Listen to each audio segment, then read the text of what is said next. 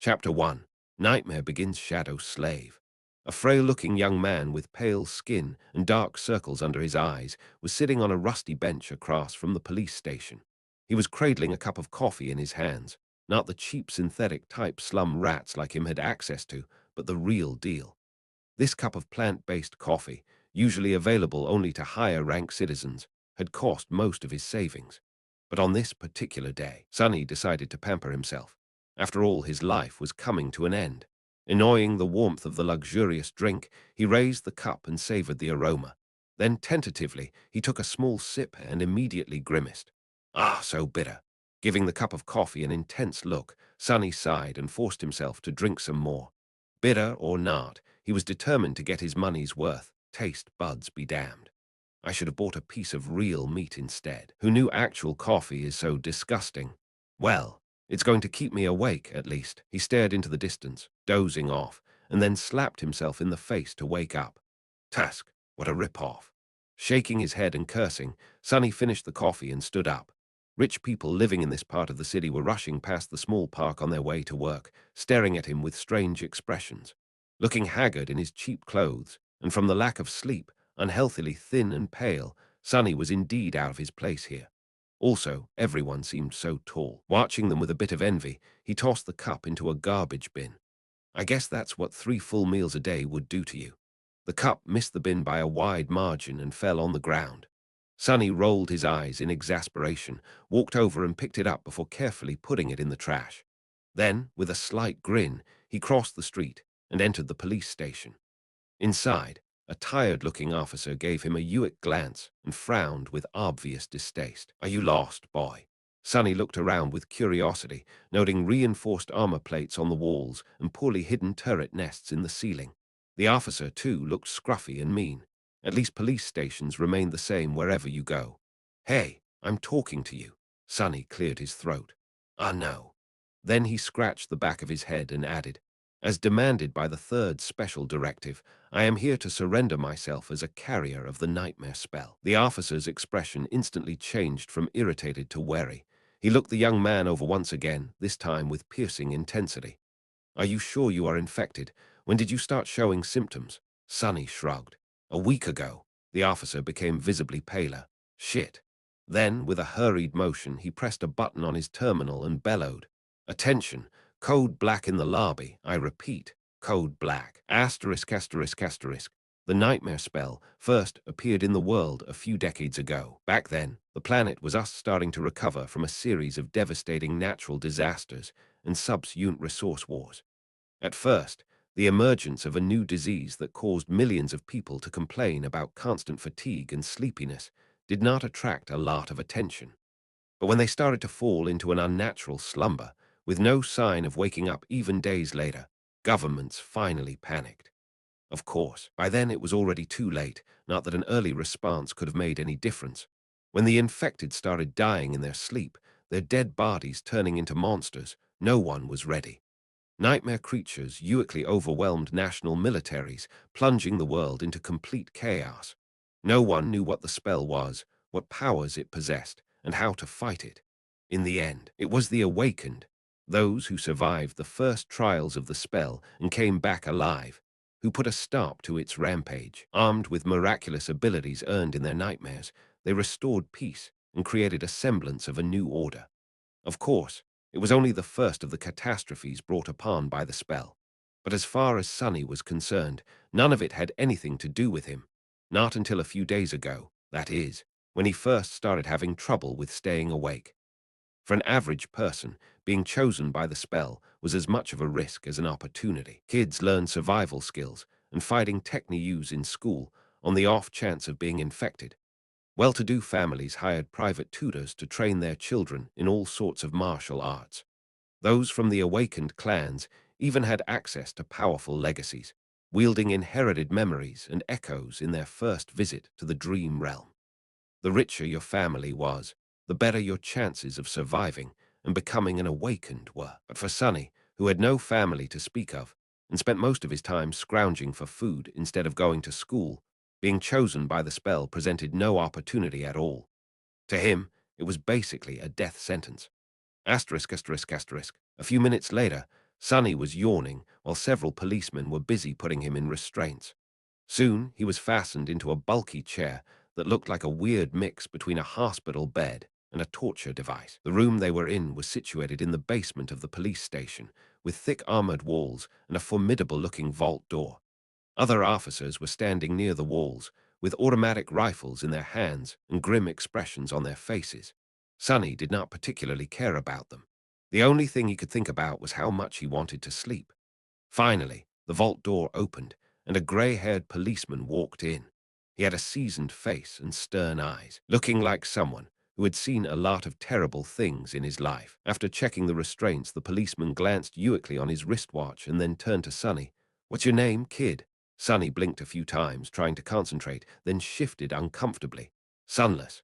The old policeman raised an eyebrow. "Sunless, that's a strange name." Sonny tried to shrug, but found himself unable to move.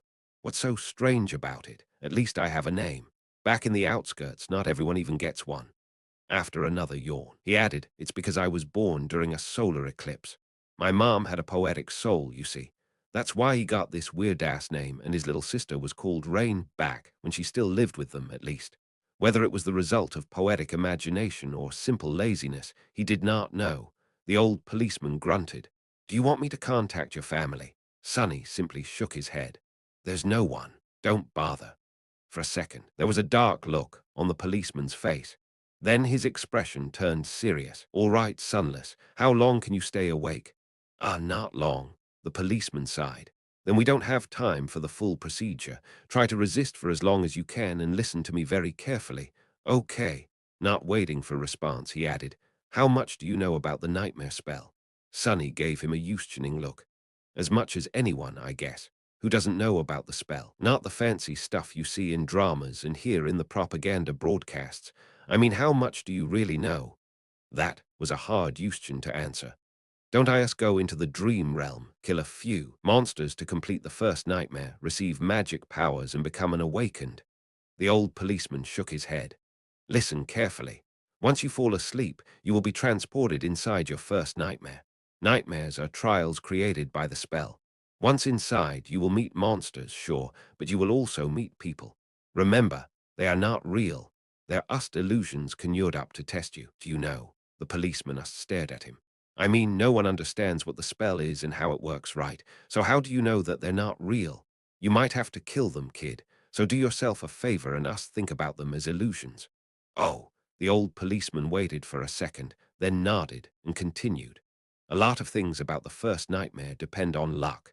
Generally, it shouldn't be overwhelmingly hard.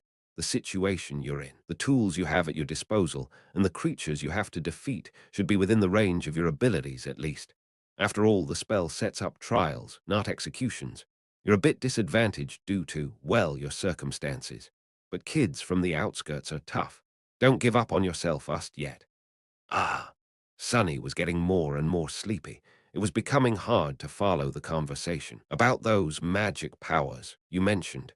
You will indeed receive them if you survive until the end of the nightmare. What those powers will be exactly depends on your natural affinity as well what you do during the trial. But some of it will be at your disposal right from the start." The voice of the old policeman sounded more and more distant. Sonny's eyelids were so heavy that he was struggling to keep his eyes open. "Remember, the first thing you must do once inside the nightmare is to check your attributes and your aspect. If you get a combat-oriented aspect, something like a swordsman or an archer, things will be easier. If it is reinforced by a physical attribute, then that's even better. Combat aspects are the most common, so the probability of receiving one is high." The armored room was growing dimmer. If you're unlucky and your aspect has nothing to do with combat, don't despair. Sorcery and utility aspects are useful in their own ways. You'll just have to be smart about it. There are really no useless aspects. Well, almost. So do anything in your power to survive. If you survive, you will be halfway to becoming an awakened. But if you die, you'll open a gate for a nightmare creature to appear in the real world, which means that my colleagues and I will have to deal with it. So please don't die, Sunless." Already half asleep, Sonny felt a bit touched by the policeman's words. "Or, at least, try to not die right away. The nearest awakened won't be able to get here for a few hours, so we would really appreciate it if you don't make us fight that thing ourselves." "What?" With that last thought, Sonny finally slipped into a deep slumber. Everything became black. And then, in the darkness, a faintly familiar voice rang. Aspirant, welcome to the nightmare spell. Prepare for your first trial. Chapter 2. Slave Caravan Shadow Slave Sonny dreamt of a mountain. Jagged and lonesome, it dwarfed other peaks of the mountain chain, cutting the night sky with its sharp edges. A radiant moon bathed its slopes in the ghostly, pale light. On one of the slopes, the remnants of an old road stubbornly clung to the rocks. Here and there, weathered, paved stones could be seen through the snow. To the right side of the road, a sheer cliff face rose as an impregnable wall. To the left, a silent black sea of nothingness indicated an endless fall. Strong winds crashed into the mountain over and over again, screaming in powerless rage. Suddenly, the moon fell over the horizon. The sun rose from the west, streaked across the sky, and disappeared in the east. Snowflakes jumped from the ground and returned into the embrace of clouds. Sonny realized that he was seeing the flow of time in reverse. In an instant, hundreds of years flew by. The snow retreated, bearing the old road. Cold shivers ran down Sonny's back as he noticed human bones littering the ground. A moment later, the bones were gone, and in their place, a slave caravan appeared, moving backwards down the mountain in the clamor of chains. Time slowed, stopped, and then resumed its usual pace. Aspirant, welcome to the nightmare spell. Prepare for your first trial. What the hell is this? Step, step. Another step. A dull ache was radiating through Sonny's bleeding feet as he was shivering from cold. His threadbare tunic was nearly useless against the biting wind. His wrists were the main source of agony. Badly hurt by the iron shackles, they sent a sharp pang of pain every time the freezing metal touched his broken skin. What kind of situation is this? Sonny looked up and down, noticing a long chain winding up the road, with dozens and dozens of hollow-eyed people, slaves just like him, shackled to it at small intervals. Ahead of him, a man with broad shoulders and a bloodied back was walking with a measured gait. Behind him, a shifty-looking guy with quick, desperate eyes was quietly cursing under his breath in a language that Sonny did not know, but somehow still understood. From time to time, armed horsemen in ancient-style armor would pass by, giving the slaves menacing looks. However you judged it, things were really bad. Sonny was more bewildered than panicked. True, these circumstances were not like what the first nightmares were supposed to be. Usually, freshly chosen aspirants would find themselves in a scenario that presented them with a fair amount of agency. They would become members of privileged or warrior castes, with plenty of access to necessary weapons to at least try to tackle any conflict. Starting out as a powerless slave, shackled and already half dead, was as far from being ideal as one could imagine. However, the spell was as much about challenge as it was about balance. As the old policeman said, it created trials, not executions. So Sonny was pretty sure that, to counter this abysmal start, it would reward him with something good. A powerful aspect, at least. Let's see, how do I do this? Remembering popular webtoons he read as a child, Sonny concentrated and thought about words like status, myself, and information. Indeed, as soon as he focused, shimmering runes appeared in the air in front of him. Once again, although he did not know this ancient alphabet, the meaning behind it was somehow clear. He quickly found the rune describing his aspect and finally lost his composure. What the actual fuck? Name, sunless. True name, rank, aspirant. Soul core, dormant. Memories, echoes. Attributes, faded, mark of divinity, child of shadows. Aspect, temple slave. Aspect description. Slave is a useless wretch with no skills or abilities worth a mention. A temple slave is just the same, except much rarer. Speechless, Sonny stared at the runes, trying to convince himself that he was maybe just seeing things. Surely he couldn't be that unlucky, right? No useless aspects, my ass. As soon as this thought appeared in his mind, he lost the rhythm of his steps and stumbled, pulling the chain down with his weight. Immediately, the shifty guy behind him screamed, "Whore's bastard, watch where you're going." Sonny hurriedly dismissed the runes, which were only visible to him, and tried to recover his balance.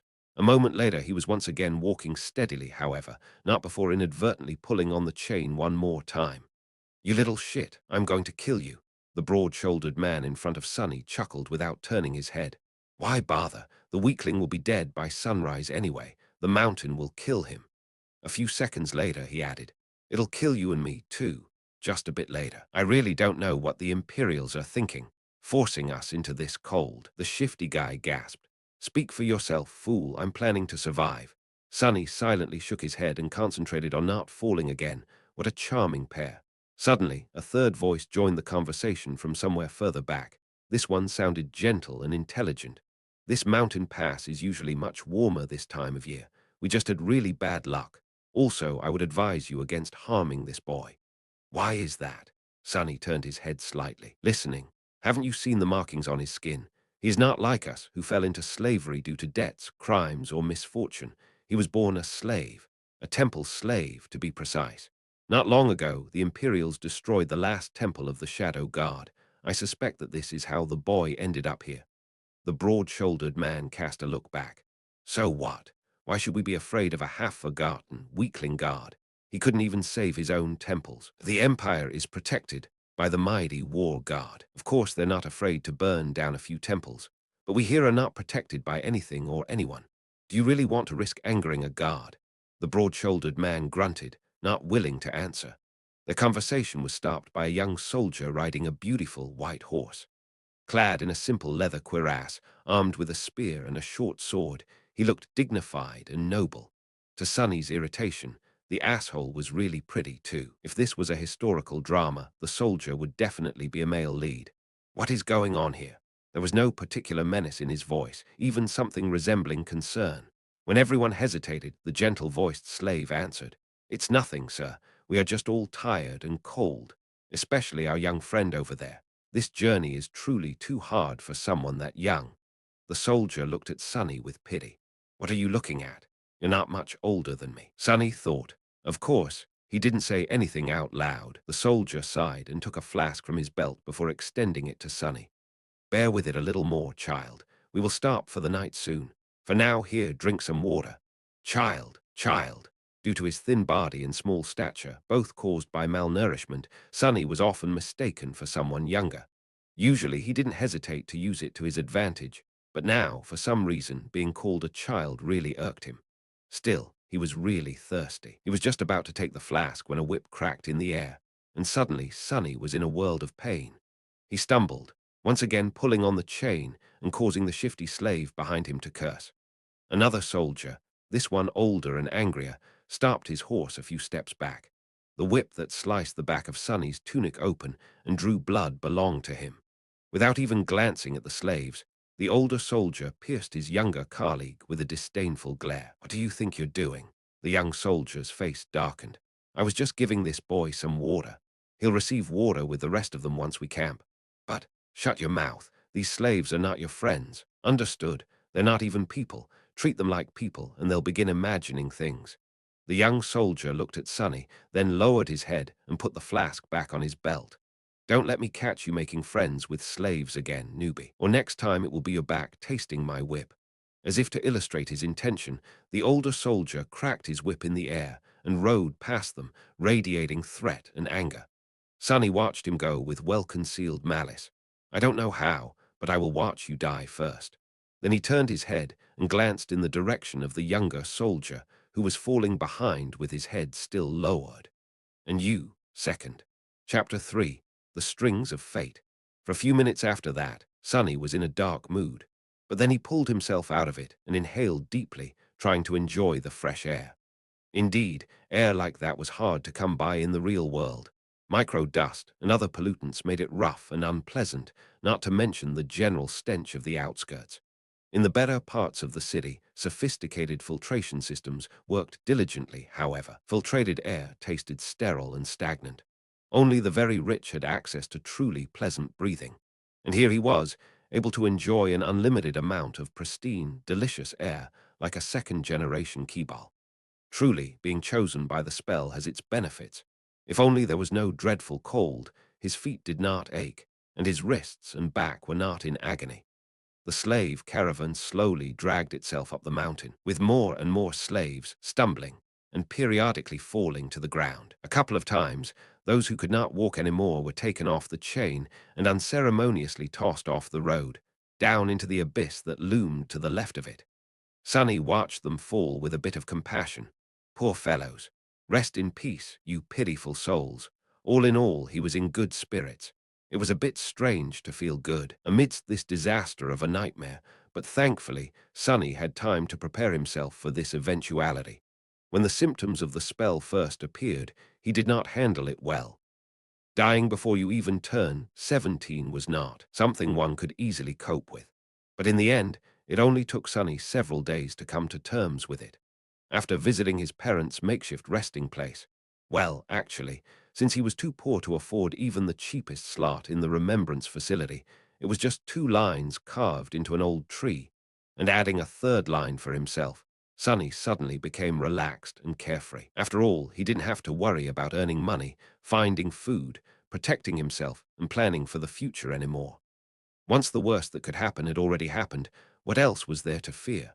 So, becoming a slave and slowly freezing to death was not that much of a shock. Besides, he knew that cold would not kill him, simply because he had already seen what fate was awaiting the caravan further up the mountain. The picture of piled bones littering the ground was still fresh in his mind. Most likely, it was a pack of monsters that were going to do the caravan in, and by the look of it, the attack was going to take place in a matter of hours, not days. So he still had a chance. Using the opportunity, Sonny decided to take another look at his status and summon the runes again. The last time he was too outraged by the aspect and didn't study the attributes well. While not as important as one's aspect, the attributes were often the deciding factor between life and death. They represented one's natural traits and affinities, sometimes even providing passive abilities and effects. Faded attribute description: the strings of fate wrap tightly around you. Unlikely events, both good and bad, are drawn by your presence. There are those who are blessed, and there are those who are cursed, but rarely both.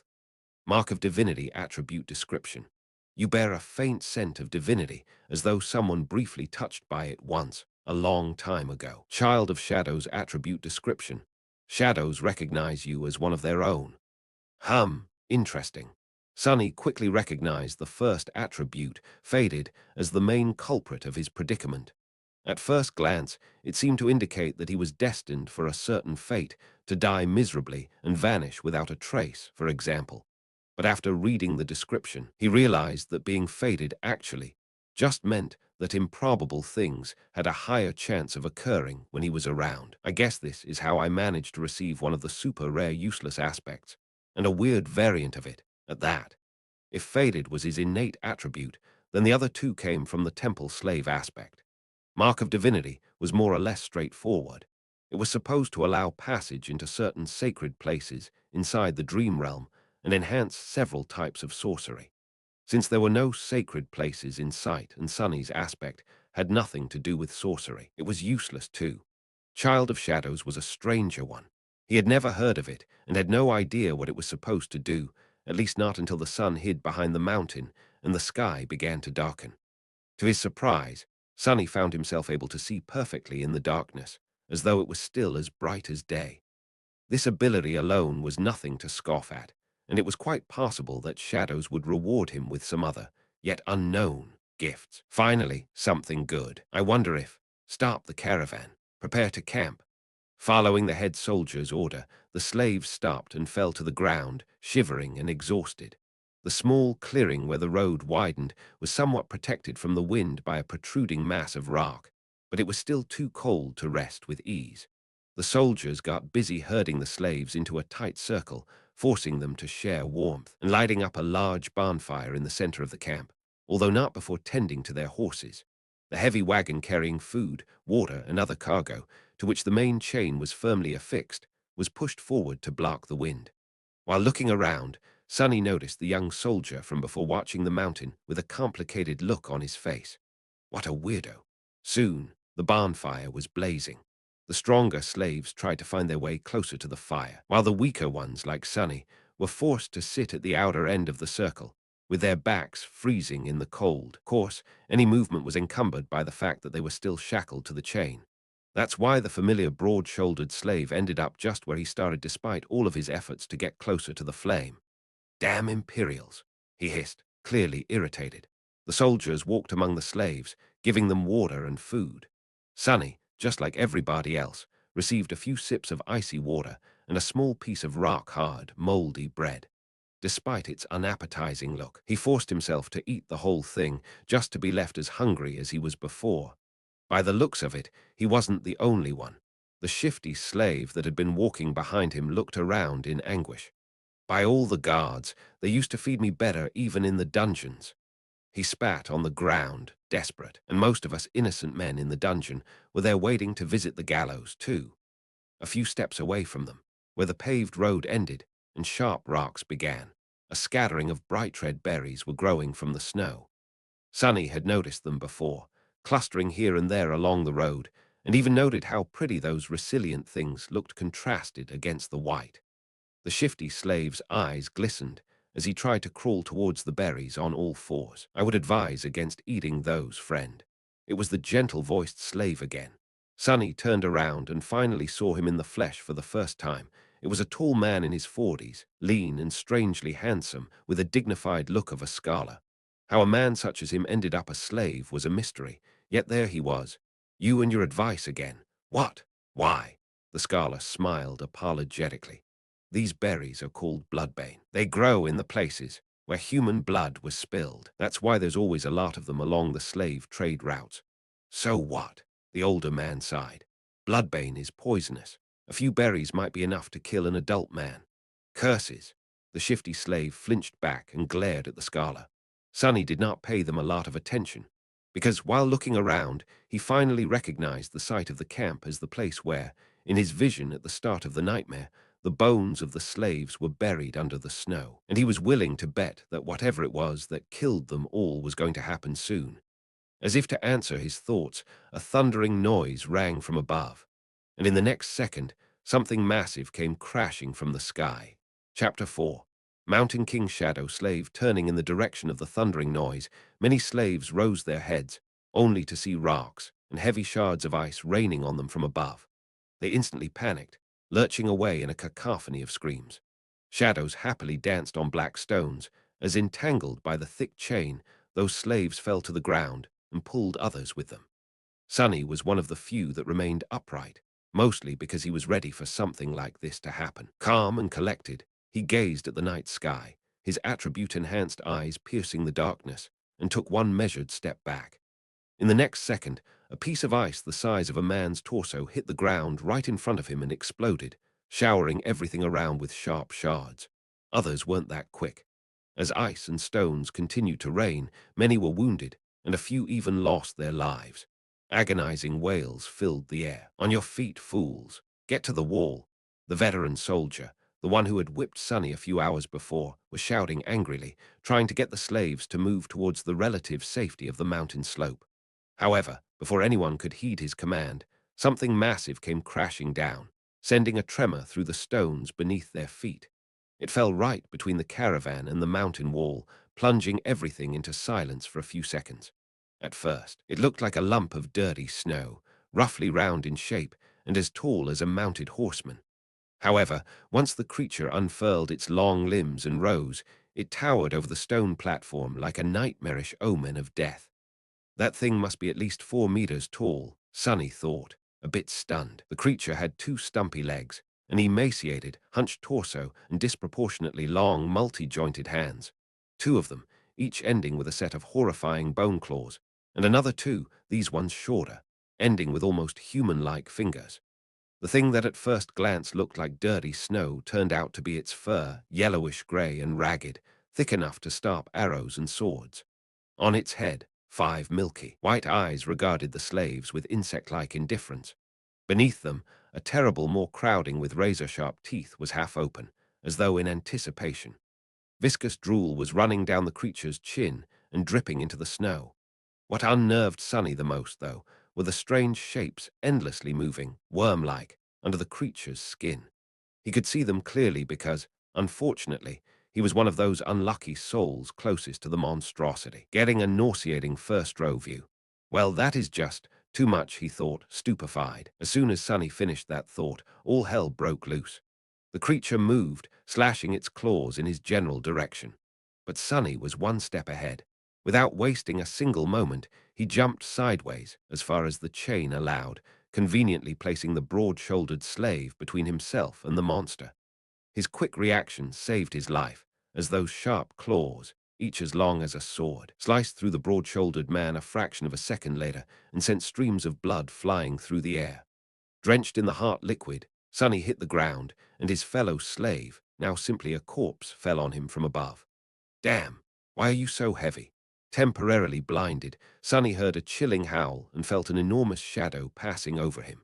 Immediately after, a deafening chorus of screams filled the night. Not paying it any attention, he tried to roll the corpse to the side, but was stopped by a forceful lurch of the chain that twisted his wrists and filled his mind with white-hot pain.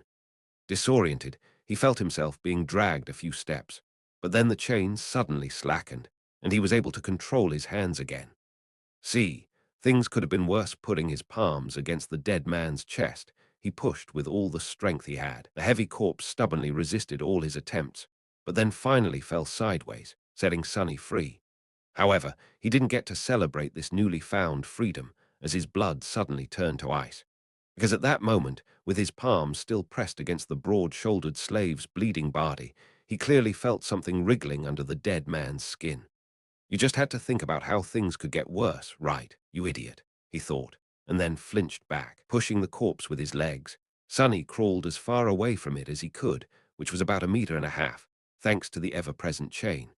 He quickly glanced around, noticing a mass of dancing shadows and the silhouette of the monster rampaging amidst the screaming slaves on the opposite end of the stone platform. Then he concentrated on the dead body, which was starting to convulse with growing violence.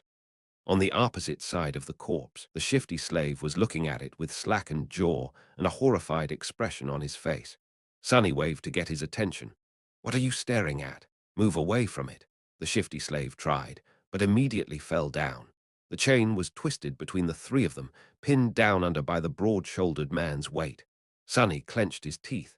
Right under his eyes, the corpse was going through a nightmare-inducing metamorphose. Strange bone growths pierced its skin, extending like spikes. The muscles bulged and wriggled, as though trying to change shape. The fingernails were turning into sharp claws. The face cracked and split, bearing open a twisted mouth with one too many rows of bloodied, needle-like fangs. This is not right. Sonny twitched, feeling a strong urge to empty his stomach. The chain. The scholarly slave was just a few steps behind the shifty one, pointing at his shackles with a face as pale as a ghost. That remark was far from helpful, but given the circumstances, his shock was understandable. Being shackled was bad enough, but being shackled to such horror was truly unfair. But Sonny's conclusion that things weren't right did not come from self-pity. He just meant that this whole situation was literally not right. The spell, mysterious as it was, had its own set of rules.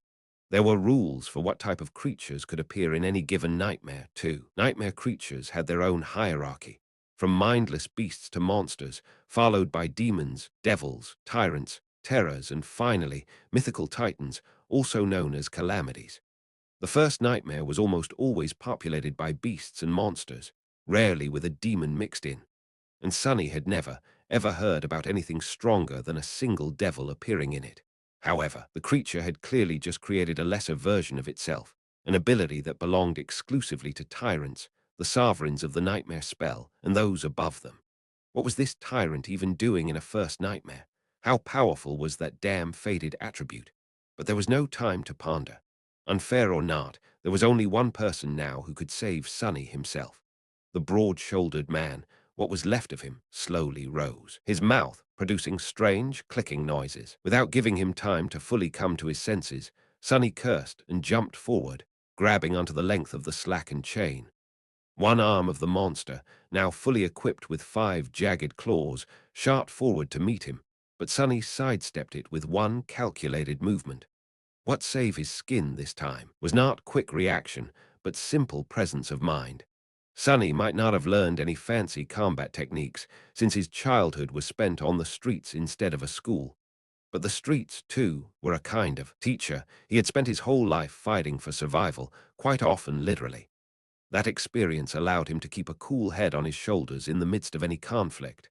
So instead of freezing or being consumed by fear and doubt, Sonny just acted. Stepping close, he threw the chain around the monster's shoulders and pulled, pinning its hands to its body. Before the creature, still slow and groggy from its transformation, could properly react, Sonny wrapped the chain around it several times, barely saving his face from being bitten off by the creature's terrifying maw. The good thing was, the monster couldn't move its hands now. The bad thing was, the length of the chain he used to immobilize it was gone, leaving almost no distance between them. "You too," Sonny screamed, addressing his two fellow slaves. "Pull on that chain as though your lives depend on it," because they were. The shifty slave and the scholar gaped at him, and then, understanding what he was thinking, started to move. Grabbing the chain from the opposite directions, they pulled as hard as they could, tightening its grip on the monster and not letting it shake loose. Great, Sonny thought. The monster bulged its muscles, trying to break free. The chain creaked, caught on the bone spikes, as though slowly breaking apart. Not so great. Without wasting any more time, he threw his hands in the air and caught the creature's neck with the short, thinner chain connecting his shackles together. Then he circled the monster with a quick step and pulled, ending up back to back with it, as far away from its maw as he could. Sonny knew that he wasn't strong enough to strangle a man with his bare hands, let alone a weird, terrifying mutant like the one trying to eat him. But now, using his own back as a lever and the weight of his whole body to pull the shackles down, he at least stood a chance. He pulled down with all his might, feeling the monster's body pressing against him, bone spikes brushing against his skin. The monster continued to struggle, clicking loudly and trying to break the chain tying him down apart. Now it was just a question of what would break first, the chain or the monster itself. "Die, die, you bastard." Sweat and blood were rolling down Sonny's face as he was pulling and pulling and pulling down with as much force as he could muster. Every second felt like an eternity. His strength and stamina, what little he had to begin with, were quickly running out. His wounded back, wrists, and muscles pierced by the bone spikes were in agony. And then, finally, Sonny felt the monster's body go limp. A moment later, a faintly familiar voice rang in the air. It was the most beautiful sound he had ever heard. "You have slain a dormant beast, Mountain King's larva." Chapter 5. Broken Chains Shadow Slave. "You have slain a dormant beast, Mountain King's larva." Sonny fell to his knees, breathless. His whole body felt as though it just went through a meat grinder. Even large amounts of adrenaline could not wash away all the pain and exhaustion. And yet, he was exhilarated. Satisfaction of killing the larva was so vast that he even forgot to be disappointed about not receiving a memory, the special item tied to a dream realm inhabitant's essence, which was sometimes awarded by the spell to the triumphant awakened. A magic sword or a suit of armor would have come in handy right about now. Damn, he would even settle for a warm coat. 3 seconds. You can rest for 3 more seconds, Sonny thought. After all, the nightmare was far from over. A few moments later, he forced himself to come back to his senses and looked around, trying to ascertain the situation. The larva was dead, which was great. However, he was still tied to it by the damn chain. The shifty slave and the scholar, both pale as death, were busy untangling it to buy the three of them at least some freedom of movement. Further away, torn bodies and pieces of flesh were lying on the ground. Many slaves were killed. A few had somehow managed to escape and were now running away. Fools, they're dooming themselves. The chain, as it turns out, was at some point broken in two. That's why it suddenly slackened when Sonny was being dragged by the mass of panicking slaves.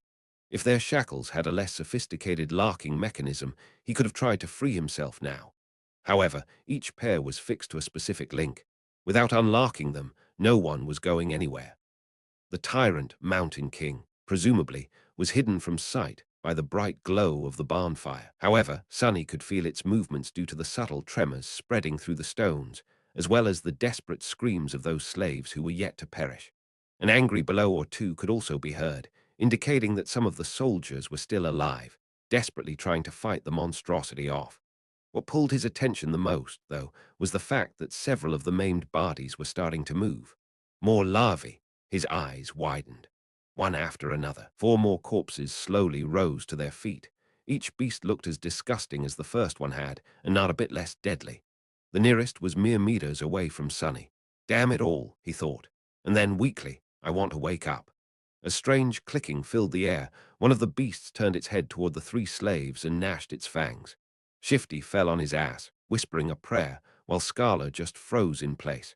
Sonny's eyes darted to the ground, trying to find something to use as a weapon, but there was not a single thing he could use. Full of vitriol, He simply wrapped a length of chain around the knuckles and raised his fists. "Come at me, you bastard." The lava dashed forward with incredible speed in a flurry of claws, fangs, and terror. Sonny had less than a second to react. However, before he could do anything, a nimble figure moved past him, and a sharp sword flashed in the air. The monster, beheaded with one strike, fell gracelessly onto the ground. Sonny blinked. What was that?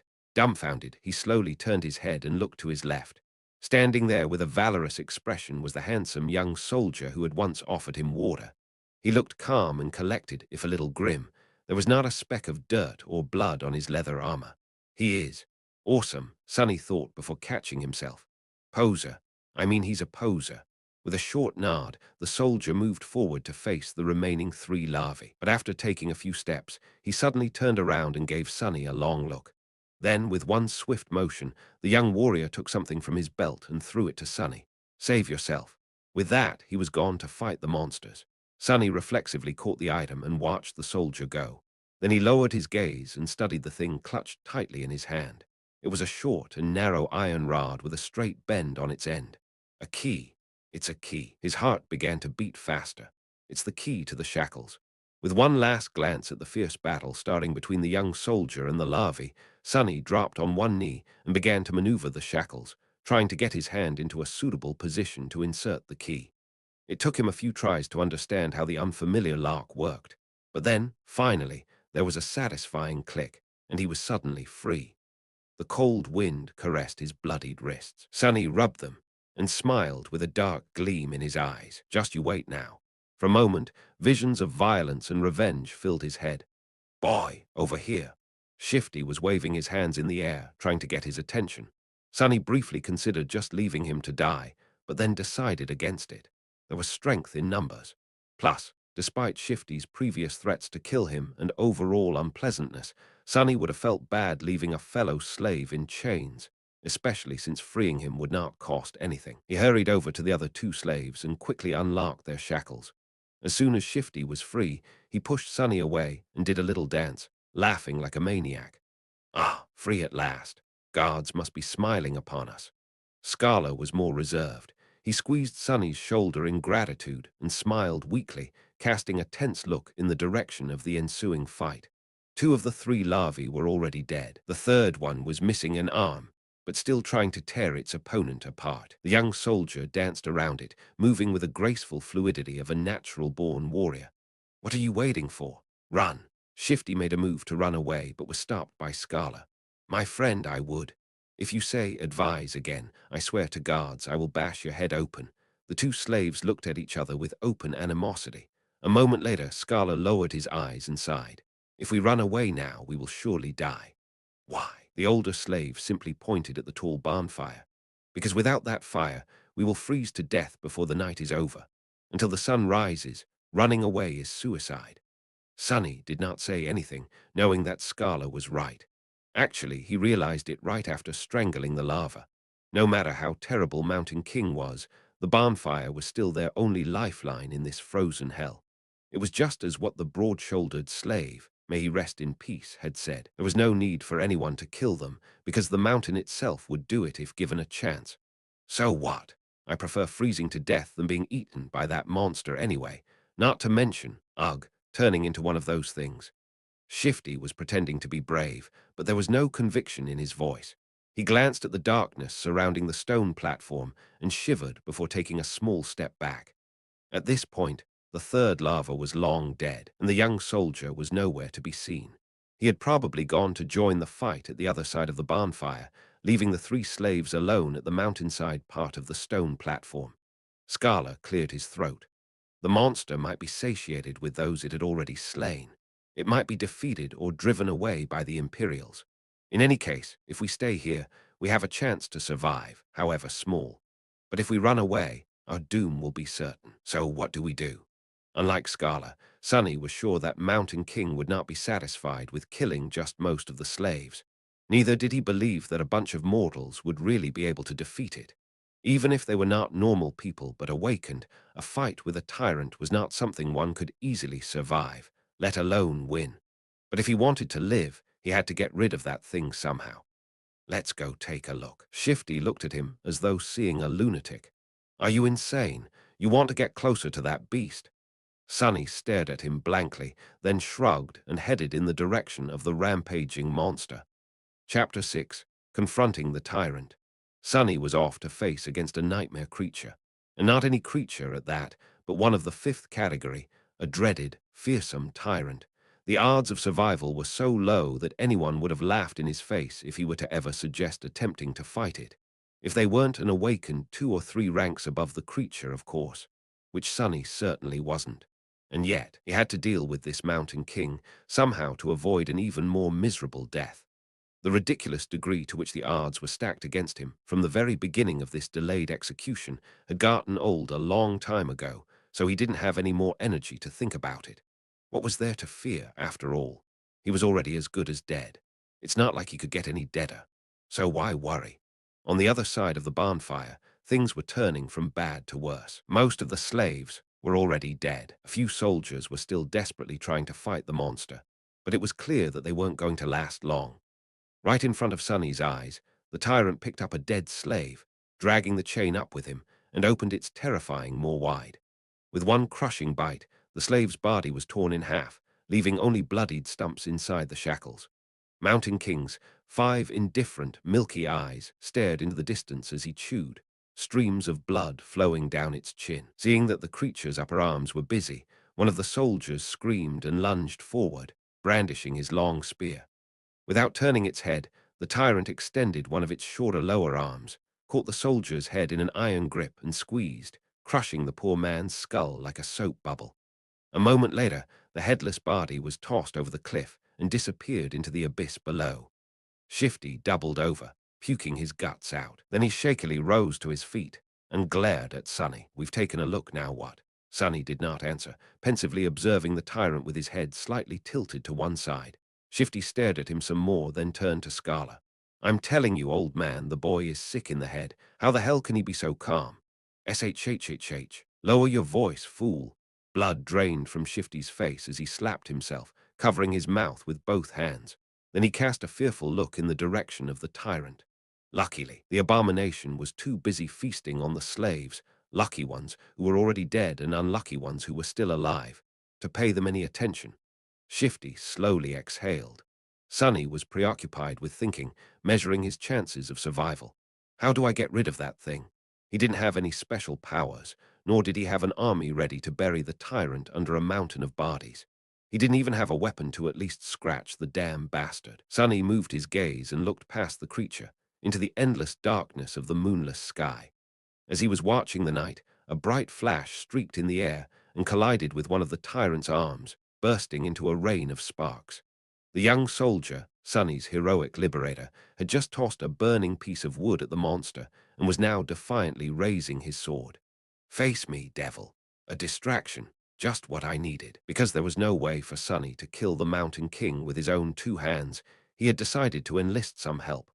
A human wouldn't be up to the task, so instead, he was planning to use a force of nature. "Since I can't do the bastard in myself, let's make gravity do it for me." He was in the middle of thinking over the details of the plan when the young hero's foolish bravado presented an opportunity. Now everything depended on how long the pompous idiot would manage to stay alive. "Come with me," Sonny said, as he started running toward the far end of the stone platform, where the heavy wagon was perched dangerously close to the edge of the cliff. Shifty and Scala shared a dubious look, but then followed, perhaps confusing his calmness with confidence or maybe divine inspiration. After all, it was a widely known fact that crazy people were often favored by the gods.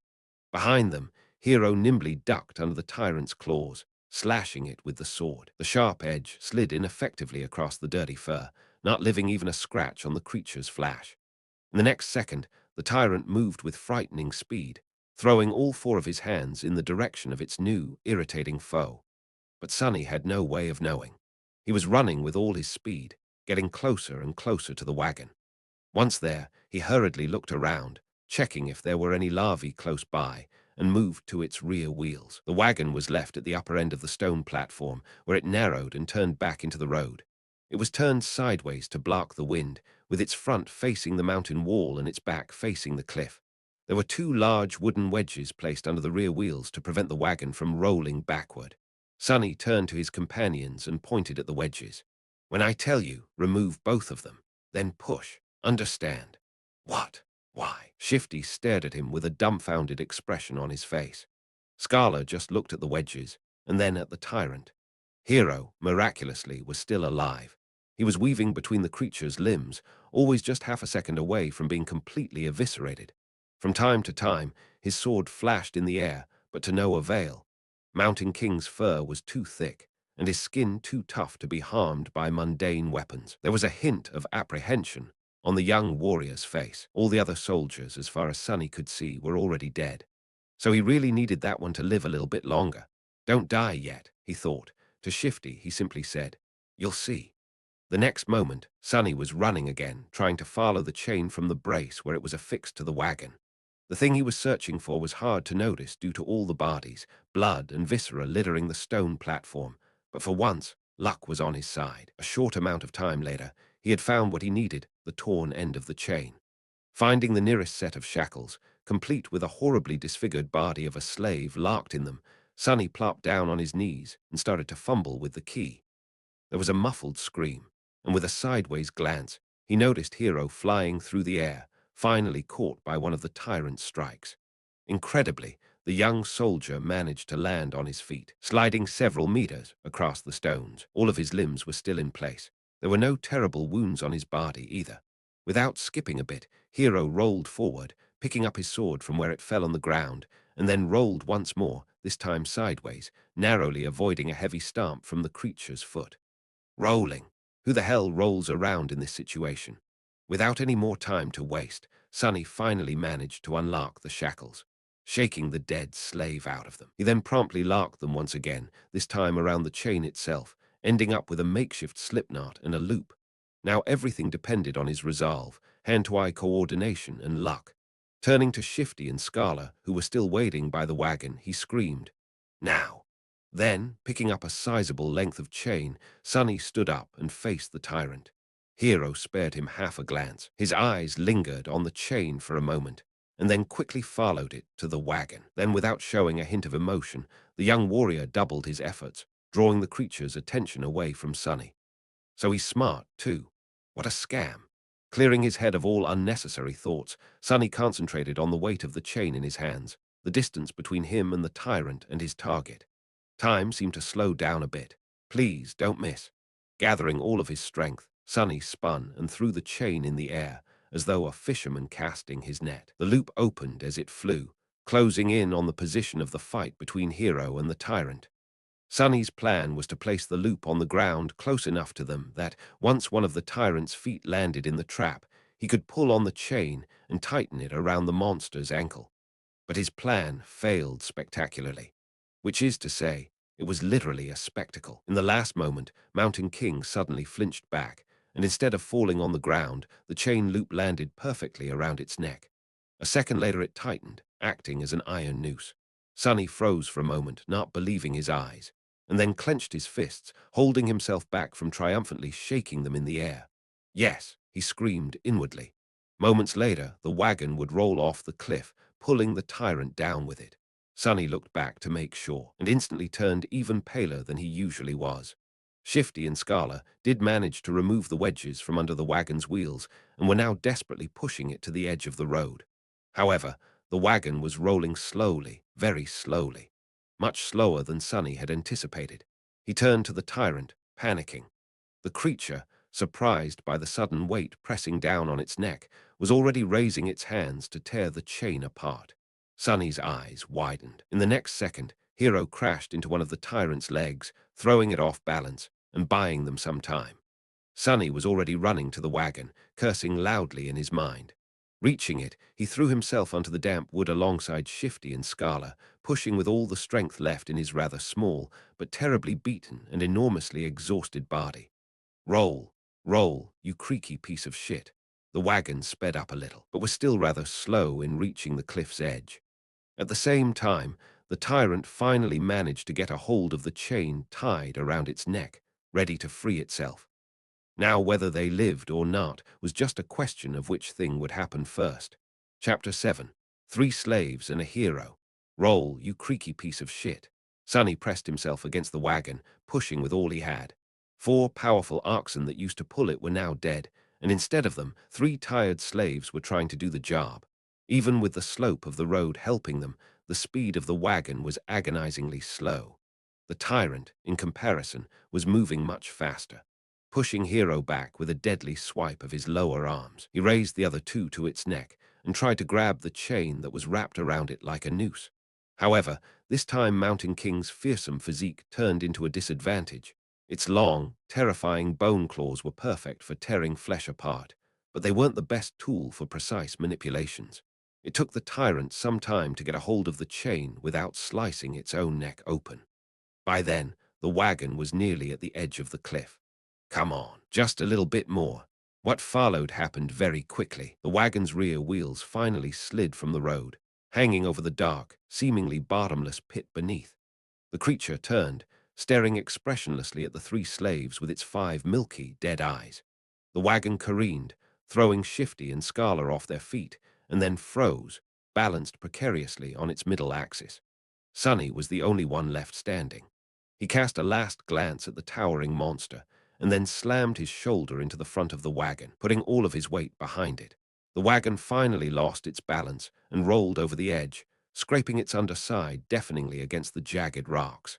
Sonny fell forward and landed on his knees, narrowly saving himself from tumbling down the cliff with it. Turning his head to the tyrant, he gave it a wicked smile. Mountain King made a move to lunge at the scrawny slave, but it was already too late. A moment later, the chain on his neck drew tight, and he was yanked back with tremendous force, flying over the edge of the cliff like a rag doll. The creature fell into the darkness silently, as though refusing to believe that it was defeated by a tiny human. Go and die, bastard, Sonny thought. Then he took one deep, ragged breath and dropped to the ground, utterly exhausted. Is this it? Did I pass the trial? He rested on the cold stones, staring at the night sky, and waited for that faintly familiar but elusive voice to announce his victory. But instead of that, wave after wave of pain that he had earlier chosen to ignore finally started to catch up with his abused body. Sonny groaned, feeling hurt all over. The skin on his back, slashed by a slaver's whip and pierced by the bone spikes of a newborn larva, especially, was in agony. He was also starting to shiver, once again consumed by the dreadful cold. I guess not. His thoughts were slow and muddy. What else am I supposed to do? A dark figure appeared above him. It was Hero, looking calm and as handsome as ever. There were dirt and scratches on his armor, but otherwise the young soldier appeared to be fine. He extended one arm to Sonny. Stand up. You'll freeze to death. Sonny sighed, accepting that his first nightmare was not over. Then he clenched his teeth and slowly rose to his feet, ignoring Hero's helping hand. Around them there was a scene of utter carnage. Except for the 3 slaves and Hero, every member of the caravan was dead. Their bodies were littering the ground, horribly maimed or torn into pieces. Here and there, a repulsive carcass of a larva could be seen. Shadows cast by the bonfire were dancing happily across the stone platform, seemingly unperturbed by this morbid view. Sonny was also too tired to care. Shifty and Scala were already up, looking at Hero with weary apprehension. With or without shackles, they were still slaves, and he was still a slave driver. Noticing their tense gazes, the soldier sighed. Come closer to the fire, all of you. We need to warm ourselves and discuss what to do next. Without waiting for their response, Hero turned around and walked away. After hesitating for a few moments, the slaves followed. A bit of time later, the 4 of them were seated around the bonfire, soaking up pleasant heat. Shifty and Scala were close to each other, maintaining a safe distance from Hero. Sonny sat apart from everyone, not because he had a specific reason to distrust one more than the others, but simply because he didn't like people in general. Growing up, Sonny was always a misfit. It's not that he had never tried to become close with someone, it's just that he seemed to lack the ability. Like there was an invisible wall between him and other people. If he had to put it in words, Sonny would say that he was born without a small but important gear in his brain that everyone else seemed to possess. As a result, he was often baffled and stumped by human behavior, and his attempts to imitate it, however diligent, inevitably fell flat. This strangeness made others uncomfortable. In short, he was a bit different, and if there was one thing people hated, it was those different from them. Over time, Sonny simply learned to avoid getting too close to anyone and settled comfortably into his outcast role. This habit served him well, since it not only made him self-reliant, but also saved him from being stabbed in the back by shady characters on multiple occasions. That's why he was not thrilled to share the rest of this nightmare with three strangers. Instead of trying to start a conversation, Sonny sat quietly by himself, lost in thoughts. After a few minutes, Hero's voice finally broke the silence. Once the sun rises, we will gather whatever food and water we can find and go back down the mountain. Shifty gave him a defiant look. Why should we go back? To be put in chains again? The young soldier sighed. We can go our separate ways once we leave the mountains. But until then, I'm still responsible for your lives. We can't continue up the road since the way over the mountain pass is long and arduous. Without the supplies that were stored on the wagon, your chances of making it are not high. That's why going back is our best hope. Scarla opened his mouth, planning to say something, but then thought better of it and remained silent. Shifty cursed, seemingly convinced by Hero's rational words. We can't go down. All three of them turned to Sonny, surprised to hear his voice. Shifty barked a laugh and glanced at the soldier. Don't listen to him, your lordship. This boy is, touched by the guards. He's crazy, is what I'm trying to say. Hero frowned, looking at the slaves. The two of you are only alive thanks to this child's bravery. Aren't you ashamed to badmouth him so? Shifty shrugged, showing that he wasn't ashamed at all. The young soldier shook his head. I for one would like to hear his reasoning. Tell me, why can't we go down? Sonny shifted, uncomfortable in the center of everyone's attention. Because the monster isn't dead. Chapter 8. Nothing at all. Because the monster isn't dead. These ominous words hung in the silence. Three pairs of eyes widened, staring right at Sonny. Why do you say that? After thinking about it, Sonny came to the conclusion that the tyrant was, indeed, still alive. His reasoning was pretty straightforward. He did not hear the spell congratulating him on slaying the creature after it fell off the cliff, which meant that it was not slain. But he couldn't explain that to his companions. He pointed up. The monster jumped from an incredible height to land on this platform, yet it wasn't harmed at all. Why would it be killed by falling off the platform? Neither Hero nor the slaves could find a flaw in his argument. Sonny continued. Which means that it's still alive, somewhere down the mountain. So by going back, we will be delivering ourselves into its maw. Shifty cursed loudly and crawled closer to the bonfire, staring into the darkness with terror in his eyes. Scarla rubbed his temples, mumbling, Of course, why didn't I realize myself? Hero was the most stoic of the three. After thinking it over, he nodded. Then we go up and over the mountain pass. But that's not all. He glanced in the direction where the tyrant had fallen. If the monster is still alive, there is a high possibility that it will return here and then pursue us, which means that time is of the essence. We will need to move as soon as the sun rises. He gestured to the torn bodies littering the platform. We can't allow ourselves to rest the whole night anymore. We need to gather supplies now. If there was a chance, I would have liked to give these people at least a humble burial after gathering all that we can from them, but alas, fate has decided otherwise. Hero rose to his feet and brandished a sharp knife. Shifty tensed up and watched the blade carefully, but then relaxed, seeing that the young soldier showed no sign of aggression. Food, water, warm clothes, firewood, that is what we need to find. Let us split up and accomplish one task each. Then he pointed at himself with the tip of the knife. I will carve the oxen carcasses to get us some meat. Scarla looked around the stone platform, most of it drowning in deep shadows, and grimaced. I'll look for firewood. Shifty also glanced left and right, with a strange gleam in his eyes. Then I'll go find us something warm to wear. Sonny was the last one left. Hero gave him a long look. Most of our water was stored on the wagon, but each of my fallen brothers was carrying a flagon. Gather as many as you can find. Asterisk, asterisk, asterisk. Sometime later, far enough from the bonfire to be hidden in the shadows, Sonny was looking for dead soldiers with half a dozen flagons already weighing him down. Shivering in the cold, he finally stumbled on the last broken body clad in leather armor. Old veteran, the one who had whipped him for trying to accept Hero's flask, was badly injured and dying, but miraculously still clinging to life. Horrible wounds were covering his chest and stomach, and he was clearly in a lot of pain. His time was running out.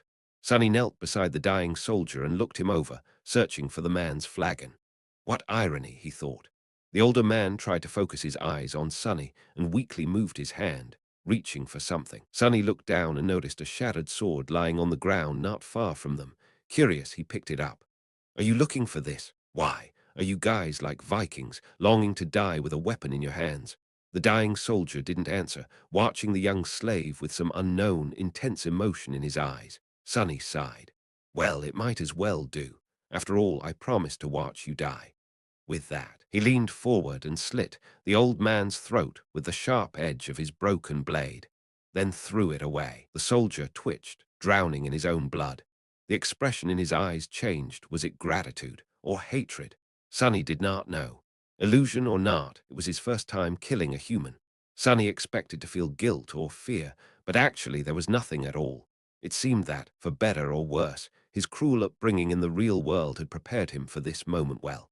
He sat quietly near the old man, keeping him company on this last journey. After a while, the spell's voice came whispering into his ear. "You have slain a dormant human, name unknown." Sonny flinched. "Oh, right. Killing people is also an achievement as far as the spell is concerned. They don't usually show this in webtoons and dramas." He registered that fact and put it away. But as it turned out, the spell wasn't done speaking. "You have received a memory." Sonny froze, opening his eyes wide. "Yes. Come on, give me something good." Memories could be anything, from weapons to enchanted items. One received from a dormant trank enemy wouldn't be too powerful, but it was still a boon, weightless and undetectable, able to be summoned from nothingness with a simple thought. A memory was incredibly useful. What's more, unlike corporeal things, he would be able to bring it back with him to the real world. The advantage of having something like that back in the outskirts was hard to overestimate. A weapon. Give me a sword. Received a memory. Silver bell. Sonny sighed, disappointed. Well, with my luck, what was I expecting? Still, this thing was worth investigating. Maybe it had a powerful enchantment, like being able to send out destructive sonic waves or repelling incoming projectiles. Sonny summoned the runes and concentrated on the words "silver bell." Immediately, an image of a small bell appeared in front of his eyes, with a short string of text below. Silver bell, a small memento of a long-lost home, which once brought its owner comfort and joy. Its clear ringing can be heard from miles away. What a piece of crap, Sonny thought, dejected. His first memory turned out to be pretty much useless, like everything else he possessed. He was almost starting to see a theme in how the spell was treating him. No matter. Sonny dismissed the runes and then got busy removing the dead man's fur cloak and warm, sturdy leather boots. As an officer, the quality of these clothes was a notch above those of the simple soldiers. After putting them on, the young slave finally felt warm for the first time since the nightmare began, not considering the short time he had spent near the bonfire. Perfect, he thought. The cloak was a bit bloodied, but then again, so was Sonny. He looked around, easily piercing the veil of darkness with his tenebrous eyes. Hero and Scala were still in the middle of their tasks. Shifty was supposed to be looking for winter clothes, but was greedily pulling rings off the dead men's fingers instead. Unseen to them, Sonny hesitated, considering if he had really thought things through well. His companions were unreliable.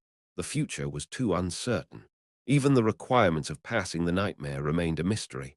Any decision he could make would have been a gamble at best. Still, he had to make some if he wanted to survive. Not wasting any more time thinking, Sonny picked up the flagons and sighed. Asterisk, asterisk, asterisk. They spent the rest of the night seating with their backs against the bonfire, staring fearfully into the night. Despite the exhaustion, no one could sleep. The possibility of the tyrant coming back to finish the four survivors off was too frightening. Only Hero seemed to be fine, calmly sharpening his sword in the bright light of the dancing flames. The sound of the whetstone scraping against the blade was somehow comforting. At the break of dawn, when the sun had lazily begun to warm up the air, they loaded themselves with all the supplies they'd managed to gather and set out into the cold. Sonny looked back, taking in the sight of the stone platform for the last time. He had managed to get past the place where the slave caravan was supposed to perish. What was going to happen next? No one could tell. Chapter 9. Wishful Thinking Shadow Slave. There was a problem. They were planning to follow the road up to the mountain pass, and then over it, getting as far away from the scene of the massacre as they could before the night came. However, the road was no more. At some point during the last months, or maybe even just yesterday, a terrible rockfall occurred. obliterating whole segments of the narrow roadway and making its other parts untraversable. Sonny stood on the precipice of a vast chasm, looking down with no particular expression on his face. "What do we do now?" Scala's voice was muffled by the collar of his scavenged fur cloak. His follower, Shifty, angrily looked around. His gaze stopped at Sonny, a suitable victim to vent his frustration. "I'll tell you what we need to do. Get rid of some dead weight." He eyed Sonny's fine boots and turned to Hero. "Listen, your lordship, the boy is too weak. He is slowing us down. Plus, he's weird. Doesn't he give you the creeps?" The young soldier answered with a judgmental frown, but Shifty wasn't done. Look how he's glaring at me. I swear to guards, ever since he joined the caravan, nothing had gone right. Maybe the old man was right. The boy is cursed by the shadow god." Sonny struggled to not roll his eyes. It was true that he was unlucky. However, the whole truth was opposite to what Shifty was trying to insinuate. It was not that he had attracted misfortune to the slave caravan. On the contrary, it was because the caravan was doomed to begin with that he had ended up here. Scala cleared his throat. "But I've never said that." "Whatever. Shouldn't we get rid of him just in case? He can't go on for much longer anyway." Scala gave Sonny a strange look. Perhaps Sonny was getting paranoid, but there seemed to be a bit of calculating coldness in the older slave's eyes. Finally, Scala shook his head. "Don't be too hasty, my friend. The boy might prove useful later on." But Hero finally spoke, putting an end to their quarrel. "We're not going to leave anyone behind. As for how much longer he'll be able to endure, just worry about yourself." Shifty clenched his teeth, but then just waved a hand. "Fine. So what do we do then?" The four of them looked at the broken road, then down the slope of the mountain, and finally up, where a sheer cliff wall was broken apart by the falling rocks. After a bit of silence, Scala finally spoke. "Actually, in the old days, there used to be a path leading to the peak of the mountain. It was sometimes used by pilgrims. Later, the Empire had widened parts of the path and built a proper road on top of it, now leading to the mountain pass instead of the peak, of course." He looked up.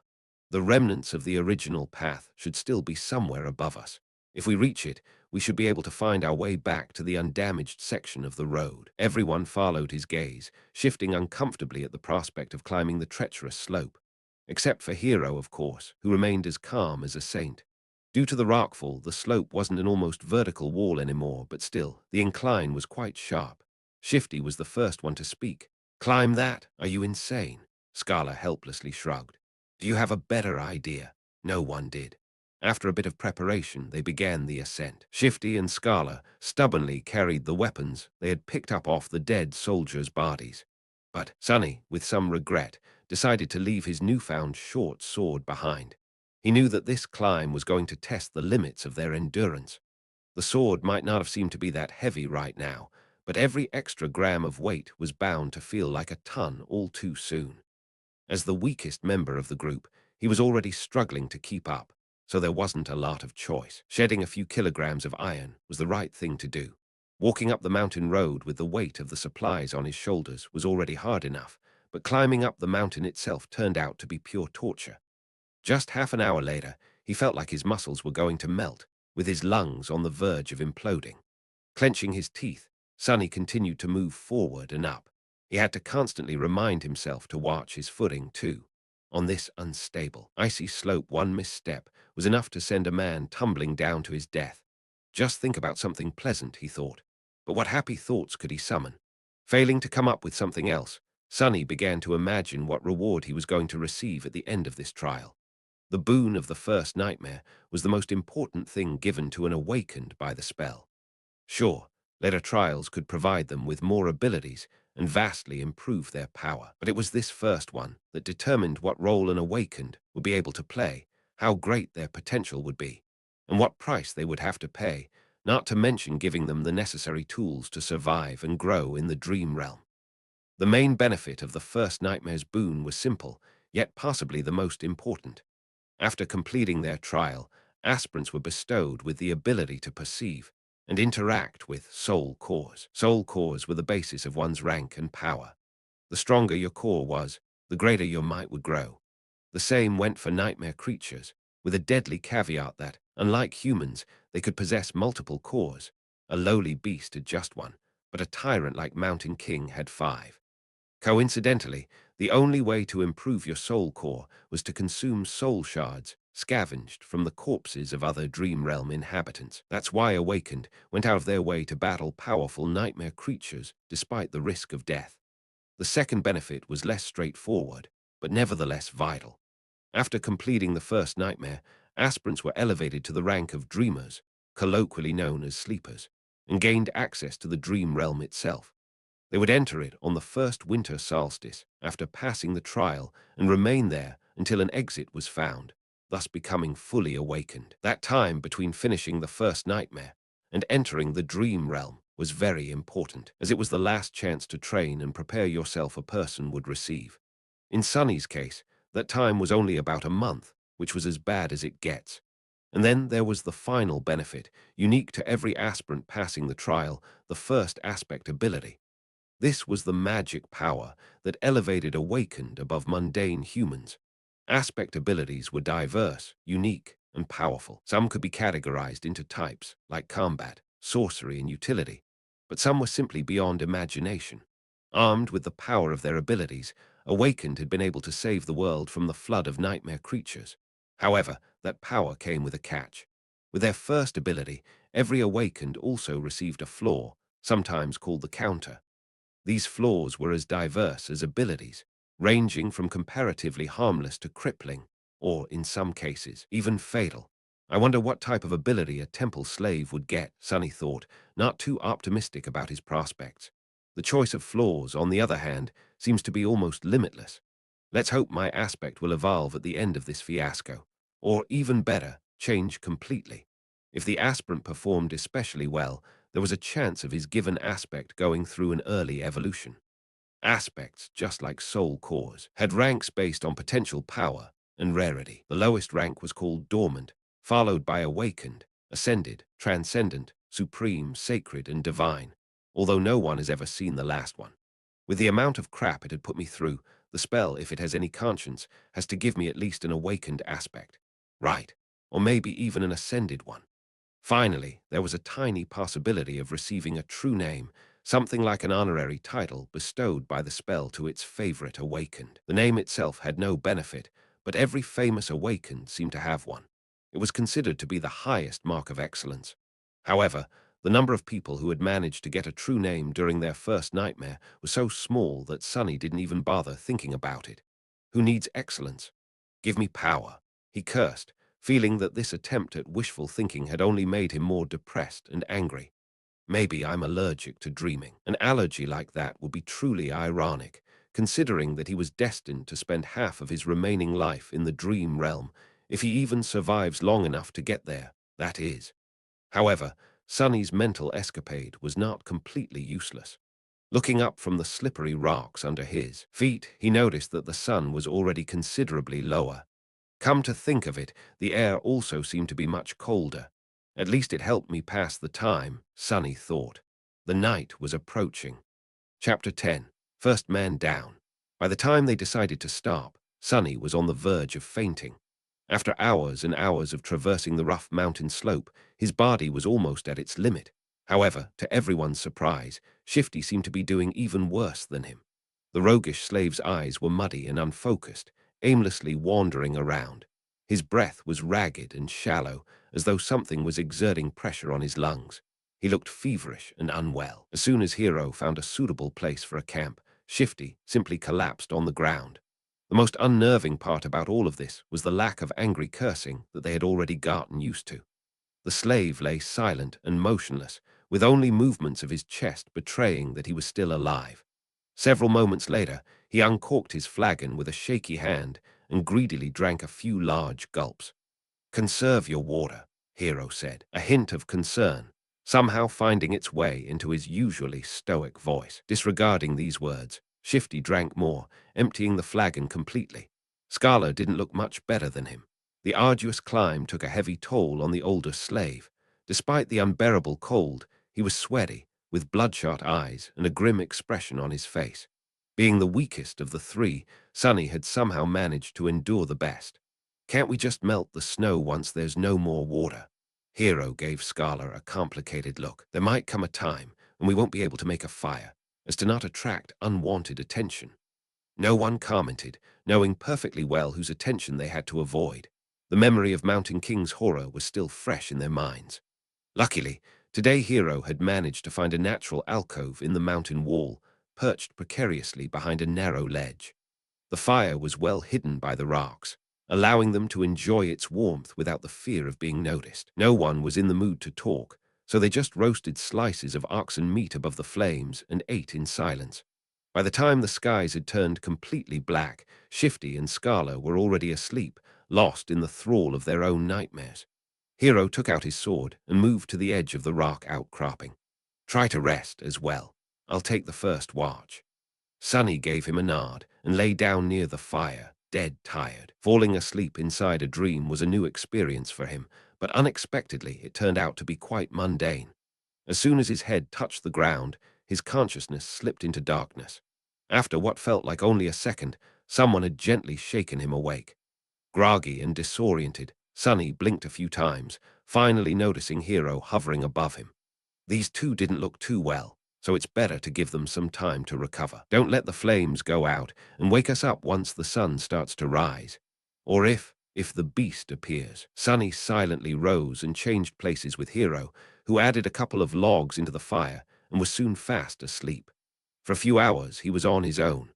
The skies were black, with dim stars and a sharp crescent of the newborn moon. However, its light was not enough to pierce the darkness that enveloped the mountain. Only Sunny's eyes seemed to be able to do so. He sat quietly, looking down the way they came. Despite the fact that they had managed to climb quite high during the previous day, he could still see the distant ribbon of the road. He could even trace it back to the stone platform where the fight with the tyrant had taken place. The tiny darts littering the stones were the dead bodies of the slaves. As he was watching them, a dark figure slowly crawled on the platform from beneath the cliff. It stayed motionless for a while, and then moved forward, scraping its claws against the ground. Every time a claw hit one of the bodies, the tyrant would grab and bring it to its maw. The wind brought the muffled sounds of crunching bones to Sunny's ears. He flinched, accidentally pushing a small rock off the ledge. It fell, hit the slope, and then rolled down, causing a few more to follow. The noise of these falling rocks sounded like thunder in the silent night. Far below, the tyrant suddenly turned its head, looking directly at Sunny. Sunny froze, petrified. He was scared to make even the tiniest sound. For a while, he even forgot to breathe. The tyrant was staring directly at him, not doing anything. A few torturous seconds passed, each feeling like an eternity. Then the tyrant calmly turned away and continued to devour dead slaves, as though he had not seen Sunny at all. Its blind, Sunny suddenly understood. He inhaled, watching Mountain King with widened eyes. It was true. The creature could not see. Looking back at everything that had happened earlier, he grew more and more certain of his guess. Those milky, expressionless eyes. Come to think of it, he never saw the tyrant moving them at all.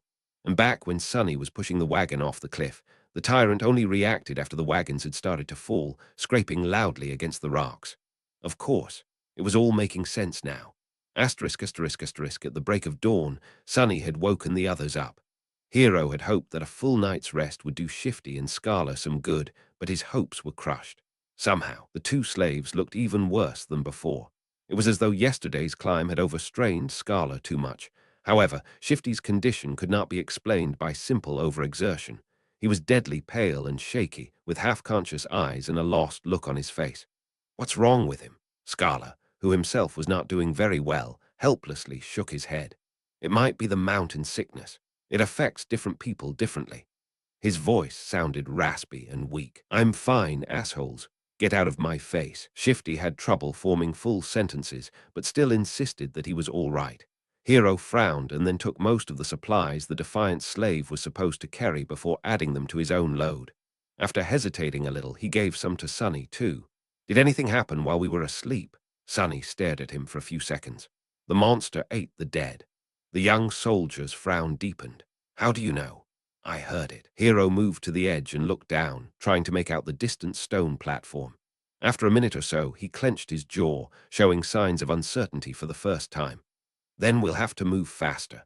If the creature is finished with all the bodies, it will come for us next. We need to find that old path before nightfall. Frightened and dejected, they set out again and continued to climb. Sonny was slowly dying under the weight of the added load. Thankfully, Shifty and Scala had already drunk most of the water, lightening it a little. This is hell, he thought. They climbed higher and higher and higher. The sun was climbing with them, slowly approaching the zenith. There was no talking, no laughs, only strained breathing. Each of the 4 survivors was concentrated on his own steps and footing. However, Shifty was falling farther and farther behind. His strength was abandoning him. And then, at some point, Sonny heard a desperate scream. Turning around, he only had time to see a panic-stricken face. Then Shifty fell backward, his foot slipping on an ice-covered rock. He hit the ground hard and rolled down, still trying to grab onto something. But it was too late. Frozen in place and powerless, they could only watch as his body tumbled down the slope, leaving bloody marks on the rocks. With each second, Shifty looked less like a man and more like a rag doll. A handful of moments later, he finally came to a halt, hitting the top of a large, protruding stone in a pile of broken flesh. Shifty was dead.